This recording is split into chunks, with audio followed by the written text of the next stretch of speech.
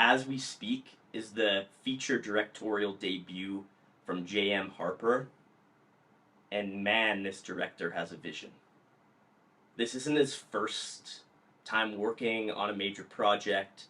He's been an editor on many large films, including Genius, the Kanye West story, which, funnily enough, was introduced as Jesus by a member of the Sundance Festival, to which Harper quickly pointed out, it's actually called Genius, but yes, Kanye does think he's Jesus.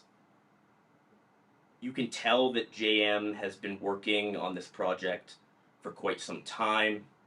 It's rooted in the book Rap on Trial, which essentially explores how rap lyrics have been used and have been weaponized against rappers, primarily black rappers, in the criminal justice system of the United States, and in the criminal justice system internationally, which the film also touches on, primarily in England. This documentary is visually and narratively quite fascinating. You can tell that JM is confident in his overall vision, and his experience as an editor comes into play here. We open up the film on these extremely quick cuts between interconnected clips that lay the foundation for the emotional impact that this film will have.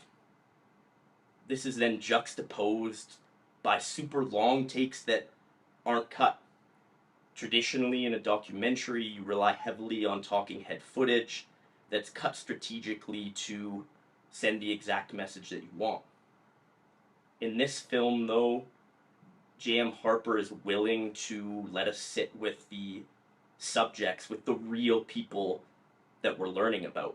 There's one example in a pizza joint where we have a number of drill rappers talking with our main subject, Kemba, who's a rapper from the Bronx, talking about the weaponization of rap lyrics in the United States. These individuals are talking over each other. They're interrupting, they're yelling. And Harper doesn't cut. He keeps this in as one continuous take, showing the real discourse between the people who are being affected by this issue. Similarly, he brings us into a poetry reading held by one of Tupac's earliest supporters. We listen to these amazing black men and women recite poetry. It's interesting, and the film explores this, how poetry, how country music, how rock and roll done by white folks might make mention of murder, might make mention of criminal activity, but the artists in these cases are given that artistic license. That same license isn't afforded to black rappers. We're made to believe that everything that a black rapper puts onto the paper is truth, is word for word accounts of what happened to them, of the things that they've done, and are currently being used in court almost as confessions. J.M. Harper doesn't just lay out the facts and statistics. Yes, he includes experts in the field, but when you watch this documentary, you feel like you're watching a narrative feature. In fact, in my conversation with Harper prior to the premiere, he provided a quote that I'm not sure I'll ever forget. He said, "We provide truth through fiction." This film follows Kemba through a fictitious trial. A trial in which his own words are used against him. Now, this trial is not real. This is not part of an ongoing investigation. It's fiction. But through this fiction, Harper tells truth. The truth is that Kemba, our main subject, has said things in his rhymes that could be used against him. If he's ever in the wrong place at the wrong time, will he be found guilty because of words that he's written down on paper and then spit into a mic? These are the questions that Kemba is asked directly, but also the audience is asked.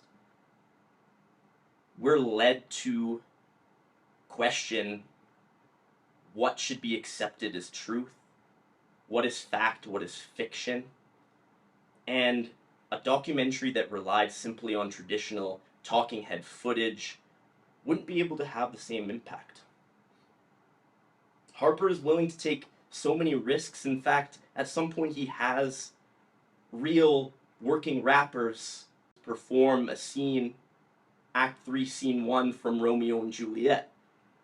You have these black rappers reciting lines from Shakespeare. Shakespeare being a writer who frequently used violence in his work. No one would ever suggest that Shakespeare was going around in these gangs, Capulet or Montague, threatening violence and killing. So Harper uses these rappers in this Shakespearean performance to show the irony that exists in our world. Visually, it's stunning. Some folks I've heard complain that, well, it doesn't dive deep enough into the facts, into the statistics, but it doesn't need to. This is a story. This is a narrative, and we're brought along on the journey. It's honestly an underrated gem of the 2024 Sundance Film Festival, and I hope that it gets distribution, and I hope that J.M. Harper, that Kemba get their flowers.